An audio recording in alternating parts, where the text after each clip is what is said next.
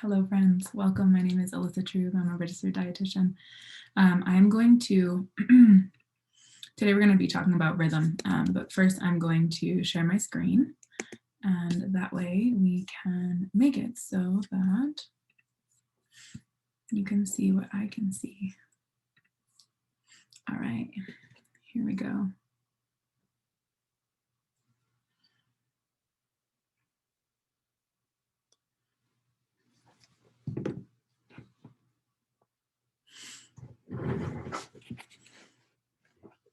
We're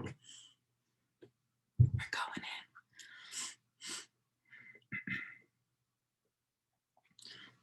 in. The obligatory cough. Here we go.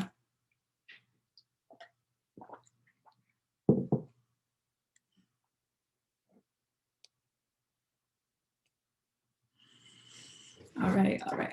So as we get into this, please feel free to ask questions. I'm pretty much going to take us through why rhythm. Let's see, is this a better angle here? Potentially, yes. Why rhythm, what influences our eating, where did this all come from, so on and so forth. So primarily what we're going to be talking about, hello everyone, good morning, happy Friday. My name is Alyssa Trube, just in case you didn't know, now you do. All right, we're going with that. So we're going to go through, this will also be recorded so that you can access it from YouTube. And if you want that access, what you will get is essentially the screen that I am seeing. So why rhythm? Why rhythm as a self-study? So for 7 years, I've been working one-on-one with humans in my private practice, Nourishment Nutrition and the Avenues of Nourishment. And what that has demonstrated to me is so many things. But one of the big ones has been this, that most of us are pretty confused when it comes to eating and what is eating well and what's actually nourishing for us. It's more clear, honestly, it's most apparent and the most clear that most of us are pretty confused when it comes to eating. And that's not super surprising because there's a lot of very extreme food information out there. Whether that's, oh, eat this superfood, or oh, don't touch soy, or oh, meat does this, or processed vegan meats do this, right? There's so many opinions and perspectives. There's a lot of information on fad diets. There's also a lot of very let's just say kind of inflammatory headlines, right, about food and about what we should be eating and what we should not. And in addition to that, the conditioning that we have to look outside of ourselves for answers to food or answers about what we should be eating and what we shouldn't be eating and how we should be doing things is very real. And so all of this together usually makes for us looking outside of ourselves for these kind of answers around what we should be eating.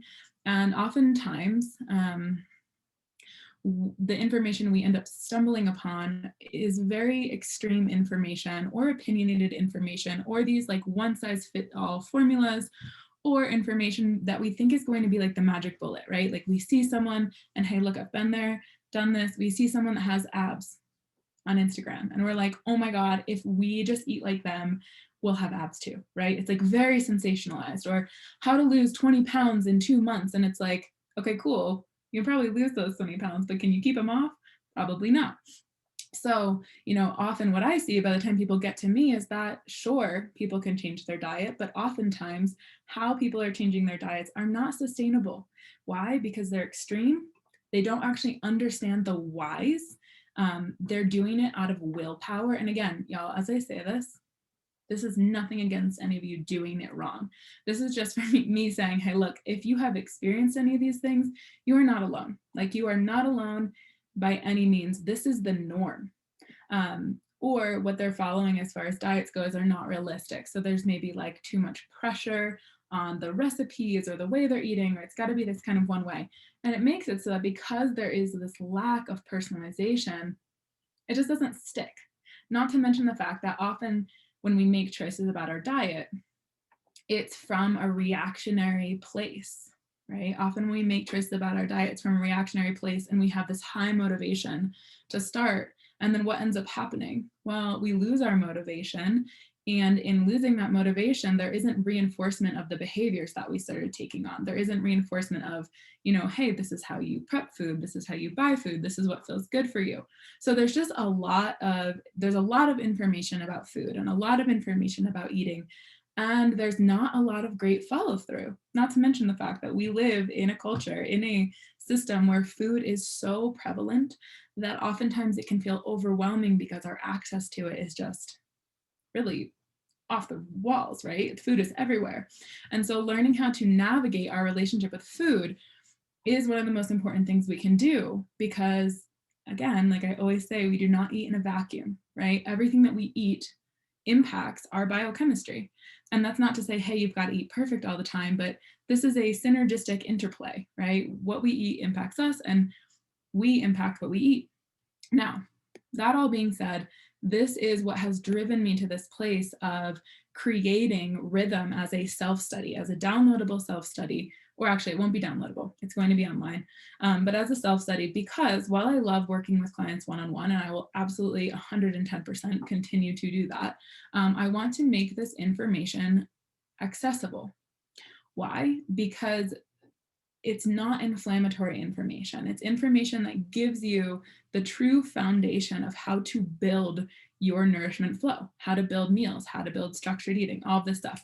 So in this insight session, as we move through what influences our eating patterns, what I would love for you to get out of this is, one, to understand what your nourishment rhythm looks like and what has driven that. And then to get really clear, when I say what's driven that, to get really clear on the influences of your nourishment rhythm. We're going to define what nourishment rhythm is. We'll get into the juice in just a little bit. And then last, I want to stir a curiosity for you. Not just about, hey, what could my nourishment look like? What could, me reclaiming how I eat and how I relate to food look like? But also, how will that ripple through my life? How will how I eat, how I relate to food, how I relate to my body, how I relate to food and my body ripple throughout my life and support me in my work, in my relationships, in my confidence, in my activities, in my physical performance? So what influences your rhythm? Specifically, what influences your nourishment rhythm? And of course, you can take this for nourishment. You can also take this really big picture as well. Rhythm, let's define that. So rhythm is a strong, regular, repeated pattern. And we are the outcome of our consistent behavioral patterns, right? For a second, just, reflect on, okay, what are the things that I do regularly? How do they impact me? Just take a second. I know it can be kind of like, yeah, that's mundane, and I know, but we often don't stop to go, what are the things I do regularly? What are my strong repeating patterns, and how do they impact me? For example, are you chronically dehydrated? Are you often overeating? Are you often undereating? Are you getting enough sleep? Are you moving your body in a way that feels good for you? I know, all very basic things, but when you think about how consistently you do these things and how you do them, you start to get a sense of your rhythm. It goes for, how we eat, what we eat, when we eat, how we relate to food, how we relate to our bodies. And so what we can do is, by cultivating patterns of eating and how we relate to our food and the impact that that has on our bodies, we can really start to shift and make informed choices about all of this. So these behaviors, these behaviors and these patterns are our rhythm. So what is your rhythm? If you were with us at the beginning and you already have this out, great. If not, please grab it. You can grab a pen, you can grab a journal, and just take a second to reflect on this. What are some of your repeating patterns around food? We're going to unpack this in some depth, but before we do, I want to make this really damn clear. This is not a conversation that we're having for judgment. This isn't to say, hey, you're doing this right, hey, you're doing this wrong. No, this is information. We're having this conversation about what influences your food rhythm, your nourishment rhythm, your eating rhythm, and maybe even your rhythm at large, so that you can be informed from the reflection, not to judge yourself, right? When we judge ourselves, what ends up happening? Well, usually we get stuck in some kind of a slightly paralyzing guilt, shame spiral. And no one has time for that. We just don't. That's not a place to make changes from, right? When we are reflecting on this stuff, we don't want to do it with a judgment that is going to hold us in one place. We want to do this with a clarity and a sort of ability to step back and objectively look at, okay, hey, where can I get curious? Where can I move through this information and learn something from it? Not to judge ourselves. We're not going anywhere the minute we judge ourselves, right? Especially because then it gets all emotional, and we all know that's not the way. That being said, break down your rhythm, write it down, ask yourself, okay, so regarding food, like literally just food, how do I prepare it? How do I prepare food? How do I shop for it? What does that feel like for me to think of food? What comes up immediately? Do I think of it as comfort? Do I think of it as nourishment? Do I think about it as something I need to control? Feel what happens in your body. As humans, it's actually pretty common and normal that we get anxious around food because, of course, from an evolutionary perspective, we were searching for food in an environment that was usually short on food. And so this is where, what we want to think about as we look at and reflect on our own rhythms isn't just like, hey, what is my rhythm like, period. It's, hey, how have I evolved as a human? And in the new environment that I'm not quite yet adapted to, how is my rhythm being impacted based on my evolution, based on how I have evolved, and this new environment that I'm really not yet evolved to? So how do you relate to food? How do you think about it? Do you have thoughts like, ooh, this is a good food, this is a bad food, ooh, this is an unsafe food, right? And these are legitimate. These are not, again, for judgments. If you have had thank you, I appreciate it. If you've had a really strong reaction to a food, like let's say you have an oral intolerance, and all of a sudden you eat a food and you get hives, or you get swelling, or you get digestive distress, then that food might not feel safe to you. That's understandable. But notice how that impacts your relationship to said food, right? So there's lots of different things just about the food that can drive or impact our rhythm. Your body. What is the rhythm that you have around your body? How do you relate to it in relation to food, in relation to eating? How do you think of your body? How do you perceive how our bodies are impacted by food? Is there a pressure to control food? This is a big one. And look, as I say all of this, I can guarantee you that despite being educated as a dietitian and working with clients over the last 7 years, I struggle with this stuff. I play with this stuff just as much as you probably do. And so this is where it is worth unpacking and it is worth looking at. Why? Because it is a huge part of our lives to eat, right? Eating is a very intimate thing that we all do. So speaking of eating, meal times, what are those like? How do they feel to you? Do you rush? Do you enjoy eating? Do you enjoy meal times? Do you eat standing? Do you eat sitting? Do you eat with others? Do you eat alone? When you're eating, are you distracted? Does that feel good for you? Does it shut you off to, what is happening in your body? When you prep food, when you buy food, all of these things, how do these things influence your rhythm? Well, they are part of your rhythm. What about emotions? Emotions, eating, and food. Those things are all pretty tightly connected, right? What about blunting? Do your emotions blunt your appetite? When you feel emotional, do you tend to want to eat more? When you feel emotional, do you have certain foods that you crave afterward, right? There's so many things that go into our eating rhythm. And if you're with me over here on the Zoom side or watching this on YouTube, you can really see these are all listed out. But what about how we look and our physical appearance? That's going to be part of our rhythm, right? In the sense that we might feel like we need to earn food by moving our body or by working out. Oh, I can't eat if I don't move. I've heard that before. What about eating certain things and that kind of purity culture that I mentioned earlier? Oh, if I eat that, it's going to make me break out. Or if I do this thing, I won't be accepted by my community. There's so much to our nourishment rhythm that really we often don't even take stock of, which is okay. We don't have to think about all these things per se, but as you can see, there are a lot of variables. There are a plethora of variables that make up our rhythm. And these variables are behaviors, thoughts, and attitudes that we've learned somewhere along the lines, right? Think about the behaviors, thoughts, and attitudes that you've learned about food, about meals, about eating, about your body, about how your body and food are interrelated, about what you need to do to make sure eating goes well, right? There's so many elements to this. And the reason I go through all of them is because when we start to understand those variables that I just walked us through, we can start to look at, okay, what influenced those variables in the first place?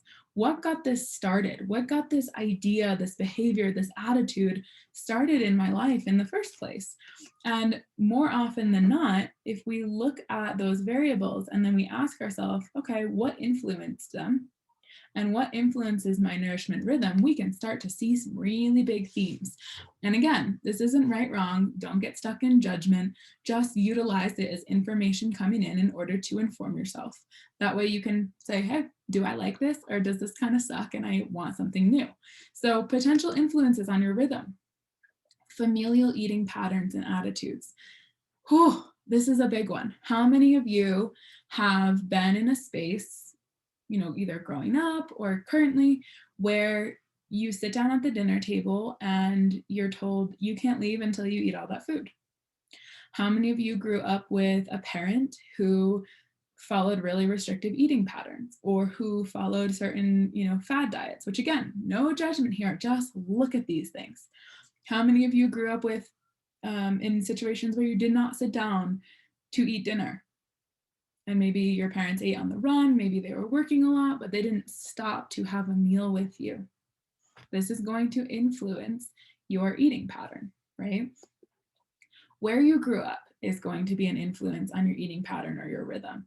What were the norms? Did people have multiple meals a day? Did people have 1 or 2 meals a day? Was there siesta? Did they slow way down? Was there alcohol at the meal, right? These are influences on your nourishment rhythm. What about pressures around gender?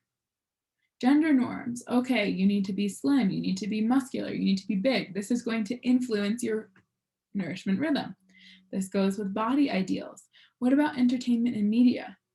When we watch movies, when we watch shows, what are the body types we're seeing? What are the food attitudes we're seeing in certain characters?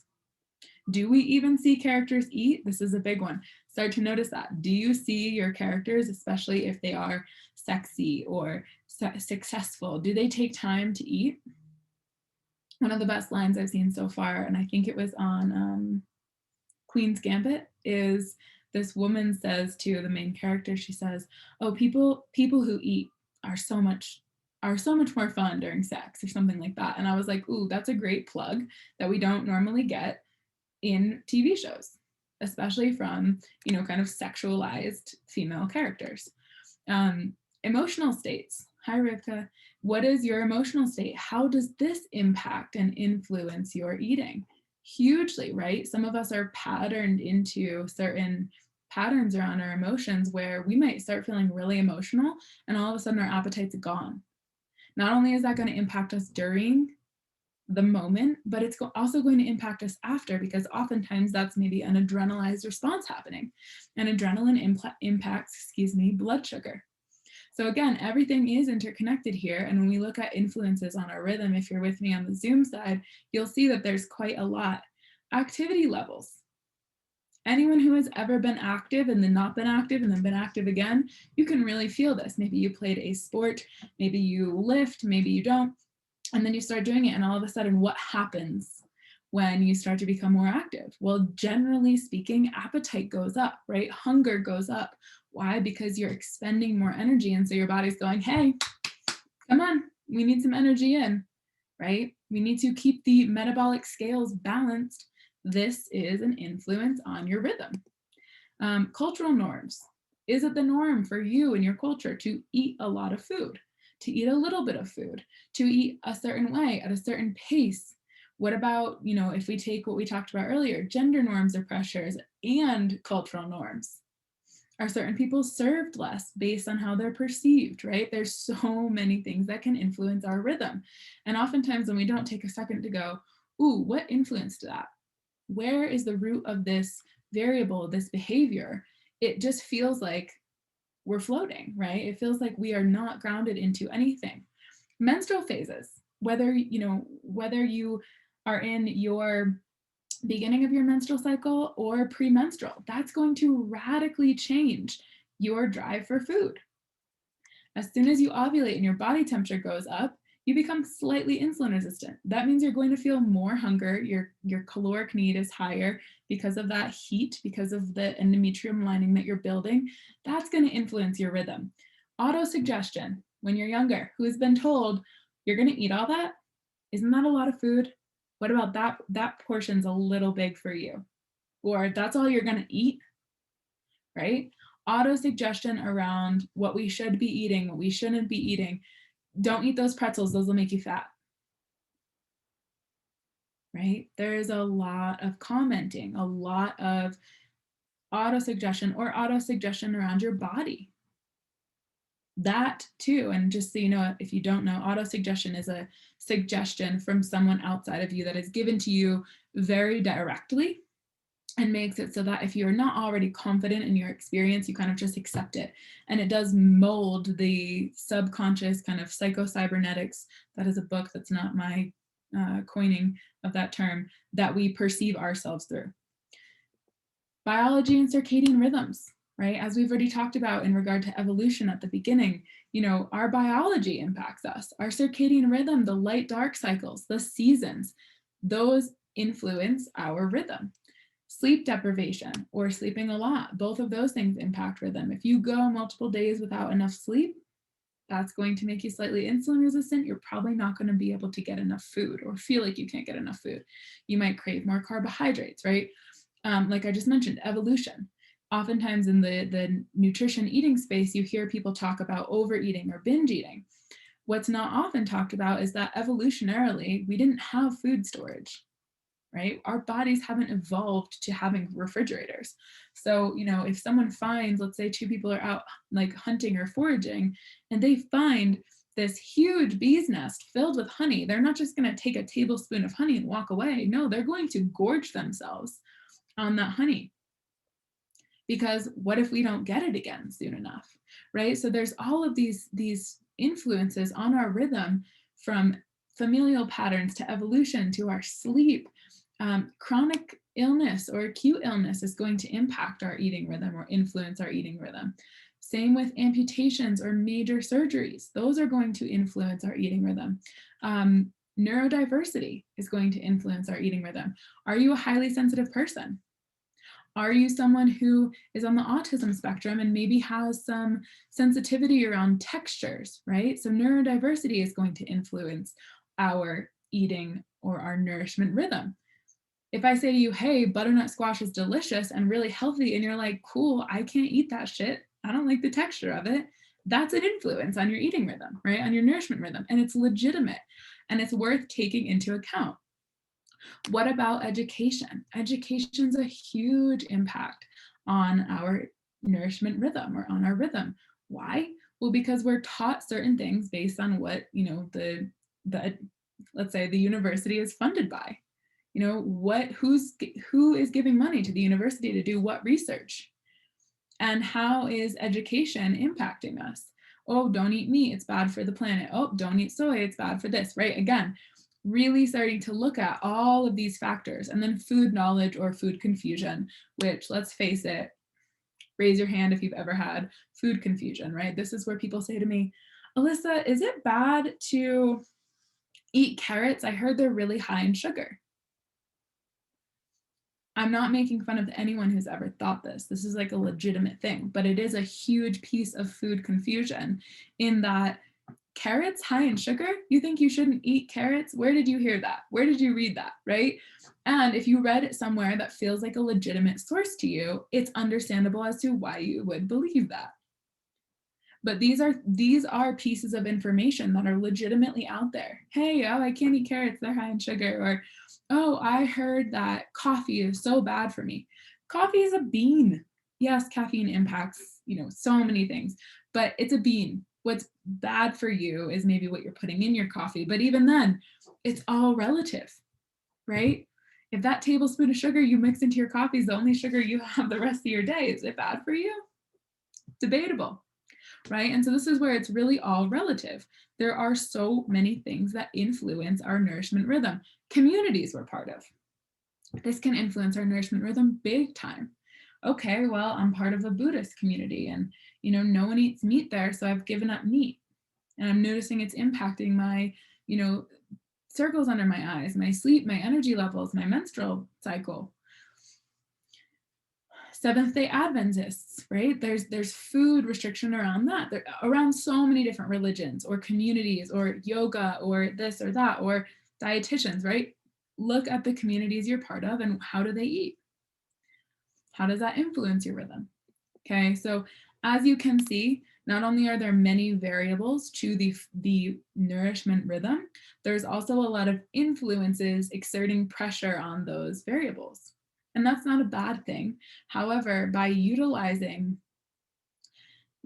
the understanding of those influences and going, okay, what influences the variables that shape my rhythm?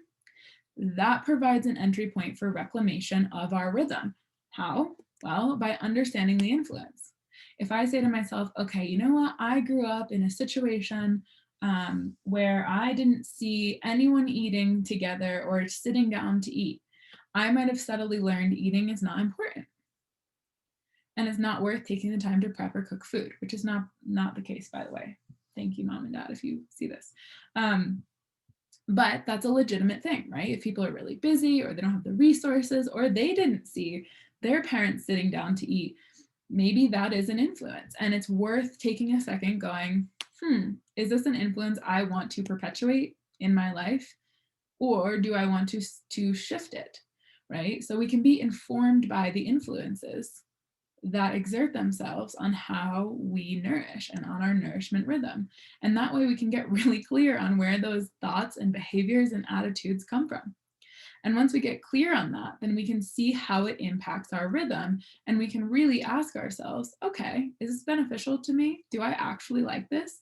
Or is this what I'm doing just because this is all I know? And sometimes when we don't know better, we just do what we know, and that's fine.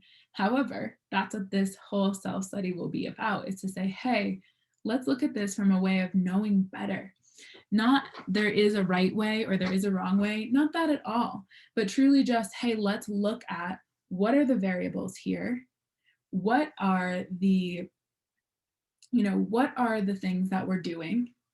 How can we shift those things if we don't like them? And how do those shifts then ripple out through the world?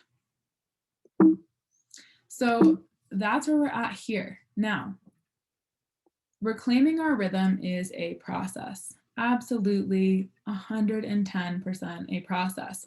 And what it starts with is going, okay, in reclaiming my rhythm, what I'm taking note of is that my needs are unique.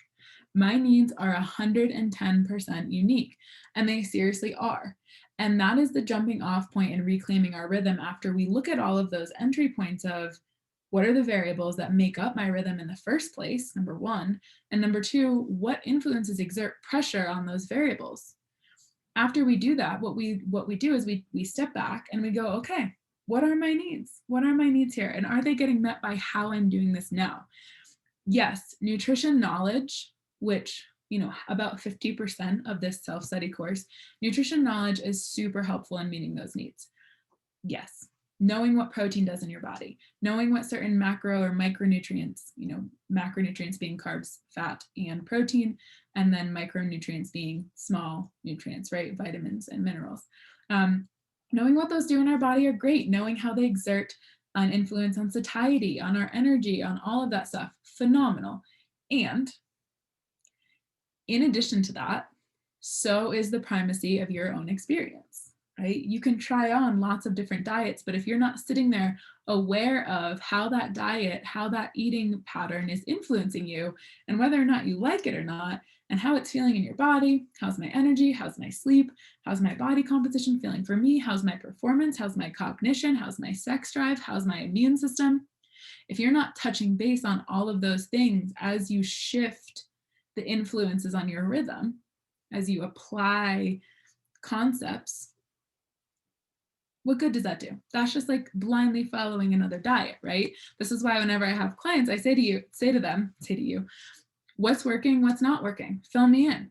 Because yes, there's always going to be foundational knowledge that we can apply to build our nourishment rhythm. And if we don't take a second to go, yeah, that knowledge is phenomenal. However, what's happening in my experience as I apply that knowledge, if we don't take a second to do that, what good does that do us, right? Then we can't dial it in.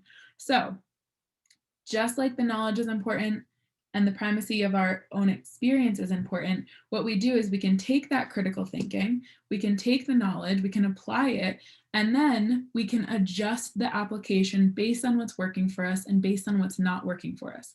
That is the most important part of rhythm, is going, hey, look, if we want to make this sustainable, it not only needs to be attractive to me, but it needs to be working for me, right? You don't want to put energy and effort into something that's not working for you. Yes, there's going to be always a learning curve at the beginning of doing anything or applying any new information. However, that learned experiential wisdom that you get from applying the concepts that you learn, from applying the nutrition knowledge, from applying the insight, that is far more potent and helpful than any right versus wrong, right? Far more helpful than going, oh, this is a bad food, this is a good food. I can only eat the good foods. I'm getting rid of the bad foods. No, taking a second and going, hey, what actually is happening in my body when I eat this food in this way, right? And so yes, through the self-study of rhythm, you will be given an immense amount of nutrition knowledge and concepts and the application of those knowledge and concepts. However, what is even more important than that is that rhythm will set you up so that you can go, okay, these are tools, they're not rules. And as I apply these tools to my life, which ones are actually working and which ones don't really work for me? That's why I started off by saying, hey, your needs are unique, because just because something isn't working for you doesn't mean it's wrong. It just means that it's not working for you because it's probably not meeting your needs. Yes, we've all had those moments, right? So this is why reclaiming our nourishment rhythm is really, truly a process, because it takes time to apply and learn nutrition knowledge. And then as we apply that knowledge, we need to check in with our body. Our bodies are always communicating to us. They are always giving us feedback about the application. Hey, did that work? Did that new eating pattern work? Did that new workout feel good? Right? And over time, getting that feedback, we're able to use the data or the feedback, right? Same. The body's feedback is the data in order to dial in our experiment. And so anytime we try on new information as far as what we're learning about our diet, about our way of eating, and when I say diet, I don't mean like you're following a diet. I mean diet as diet is your eating pattern. Diet is your rhythm, right? So we can use these data points, AKA our body's feedback, to go, that concept worked, this concept didn't, I'm throwing this one out. That's what we want to do. Anytime we try on a new way of eating, anytime we try on a new diet. And this is how we reclaim our rhythm. This is how we land in a spot where, yes, we become masterful at going, okay, that makes sense. I understand the why. I understand the critical thinking point here. I understand how I can apply it to my life. And then as I apply it, does it work for me or not so much, right? So this is rhythm. This is rhythm 110%. To sum it up, if I was going to distill it down, your body's responses will cue you in to let me put it this way, to how the application of specific nutrition knowledge and behaviors will work for you, or is working for you, or not. Oftentimes people say to me, well, what's the best diet to follow? What's the best this? What's the best that? And there's no one answer, because how my body's going to respond to something I apply, diet, exercise, sleep, anything, is going to vary greatly not only through my lifespan, but also it's going to vary greatly between me and you, right? We might have very different needs, and most likely we do. So you take your body's responses, which cue you into how the application of specific knowledge and behaviors work for you or not, and then you adjust it accordingly. And as you adjust it accordingly, you take stock of all the feedback that's happening, going, yep, that works. No, that doesn't. Yep, that works. No, that doesn't. And that's how you build your own rhythm. That's how you build your own nourishment rhythm. And that's what I'm going to be walking you through in the self-study, is to give you those concepts and to give you that knowledge and to teach you, hey, this is what this body feedback is trying to tell you. How can you adjust based on knowing that this body feedback, let's say this gassiness and excessive bloating in the lower stomach, what is that trying to tell you? Oh, well, I've been eating 6 cups of vegetables at every meal because I read that vegetables are super healthy. And they are, but they're also really high in fiber. And fiber is a non-digestible carbohydrate to humans, right? We're not ruminant animals. We don't have multiple stomachs to break these things down. Our bacteria can break them down, but what is the result of breaking down fiber? Well, it's gas, right? That's how bacteria ferment, right? Fermentation is making gas. So that's a feedback your body's giving you. And then you can use that feedback, that data point, to improve your experiment and to adjust accordingly. And as you adjust, you want to remember, hey, any adjustment I make is always going to need more adjusting because your needs are always shifting. And this is where, like, as I talked about in the beginning, so many diets fail because they just say, hey, take this equation and just outwardly apply it to your life no matter what's happening. Well, okay, what if I'm eating in caloric restriction and then I get sick? You don't want to be in caloric restriction when your immune system is getting compromised. Hell no. That's not a good idea, right? So how can you adjust accordingly? Or what if you've been just kind of doing your thing and then all of a sudden you start lifting? Are you going to stay on the same diet even though you are breaking down your muscles in a way that you weren't before and exerting physical energy in a way that you weren't before? If you do, you're probably going to be hungry. You're probably not going to recover well, right? So any shift we make, even shifts we don't make, but that are made in our environment, think about how much more hungry you probably feel when you're cold as opposed to when you're overly hot. Think about how your appetite changes from summer to fall or autumn to winter to spring, right? So these are all influence, and this is why what we do is we watch for our body's responses. We let our body's response cue us into how what we have applied is working or not, and then we adjust accordingly. And so that's what this is going to teach you. And this is rhythm. This is why I call it rhythm, because think about when you're dancing. You don't keep doing the same damn move over and over and over again. What if the rhythm changes? You change how you move to the rhythm, right? This is a dance. This is as I always say to my clients, it takes two to tango. And what's fun about this is that when you start applying this to your life, you can really have your cake and eat it too. You really can. Why? Well, because you're not just trying to juxtapose some kind of rigid structure of eating onto your life or onto your experience. And instead, what you start doing is becoming aware of how your eating and how your experience interplay. And so then you can say, you know what, yeah, I do want to have a couple drinks. But I know if I have a couple drinks every day, I might wake up feeling more anxious, have a headache, gain weight that I don't really want to hold in my body right now. And you begin to see patterning. And as we said earlier, what is rhythm?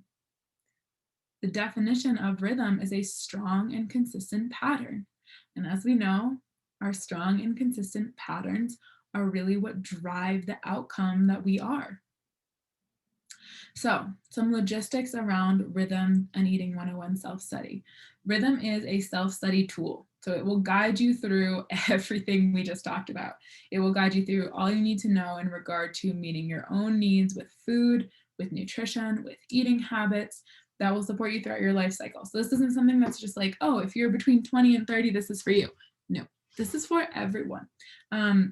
It will equip you with, as I've already said, concepts, application of those concepts, and the know-how to make them personal. And what those concepts are range from, learning body feedback, when you're learning how to check in, getting habituated to checking in with your body, building meals, setting an eating structure, tuning into how we eat, reinforcing our rhythm. We're going to learn, about protein and protein's functions. We're going to learn about fueling, insights into carbohydrates, into fats, how to build meals like with flair so that they're not just boring meals. And then making it your own. And then there will also be kind of some nuanced modules, things like, okay, what if I've struggled with an eating disorder before? How can I come into this? What if I am a chronic calorie counter or macro tracker and I don't want to be anymore, right? It will give you so many tools that you can just take and apply to your life. Some of the nuanced modules will also be like, let's say you're an athlete or you're really active. That's going to be there. Let's say you want to be eating for your menstrual cycle. That's something that I do with almost all of my menstruating clients if they want to, is, hey, how does your menstrual cycle impact what you eat and what you want to be eating? So that will be there as a nuanced module as well. There will probably be some others. And there'll be, let's just say, about 11 base modules. And then each module will equip you with an audio visual on the topic, which will be 25 to 45, minutes. And then some, with examples, distillation and worksheets. And that's that. So any questions, any reflections, please feel free to direct message me or email me. My email is nourishment.nutrition@gmail.com. You can find me at nourishmentnutrition.com, and this will be available sometime probably late January. I was going to shoot for early January, but I actually spent the last week, let's say, fighting / getting over a cold. So it slowed stuff down just a little bit, and we've been busy over here with one-on-one clients. So probably late January, and it will all be online. If you want to pre-order this, you will be getting it pretty much $200 off, at $193 off if you order it before January 1st. And then once it's live, you'll have access to it, just like anyone who signs up, once it is live. And this is not something you'll be working with me on. If you want to work with me, that's for one-on-one clients. That pricing can all be found on the website. Any other questions? Oh, there will be a weekly office hour once it's live, so that if you have questions, we can interface, and it will be recorded most likely, so that if other people have questions similar to yours, then they can be answered. So that is that. Thank you so much for joining me.